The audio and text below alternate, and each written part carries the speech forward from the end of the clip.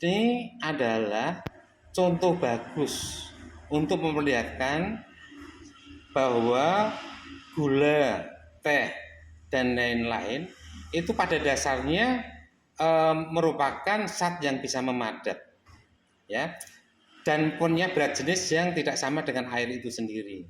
Akibatnya, ketika suatu saat konsentrasinya tinggi, maka gula pun bisa mengendap, ya.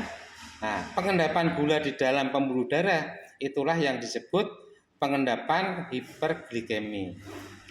Nah, tentu saja dengan zat yang lain seperti lipoprotein, seperti kolesterol dan sebagainya akan mempercepat pengendapan ini.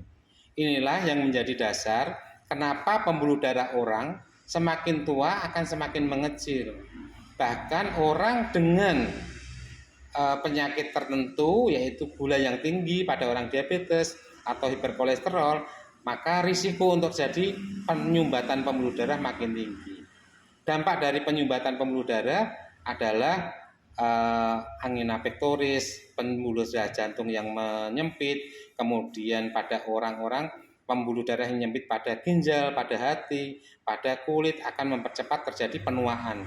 Penuaan yang terjadi pada ginjal maka akan terjadi kegagalan ginjal yang lebih awal daripada yang seharusnya.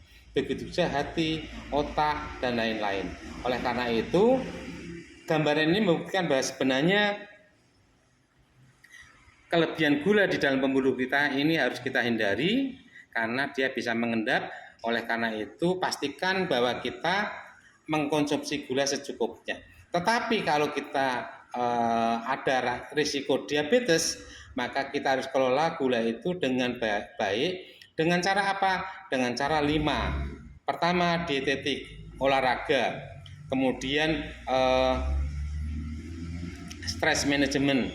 Kemudian kita boleh menggunakan herbal dan lain-lain yang kita percaya. Tapi kalau 4-empatnya sudah kita lakukan dan hasil pembuluh darah itu di pemeriksaan darah itu masih tinggi kadar gulanya, maka yang kelima adalah medikamentosa. Medikamentosa atau pengobatan. Pengobatan gula sangat murah sekali. Pengobatan untuk kolesterol sangat murah sekali. Di puskesmas bahkan gratis. Dengan obat yang kalau kita beli tidak lebih dari Rp1.500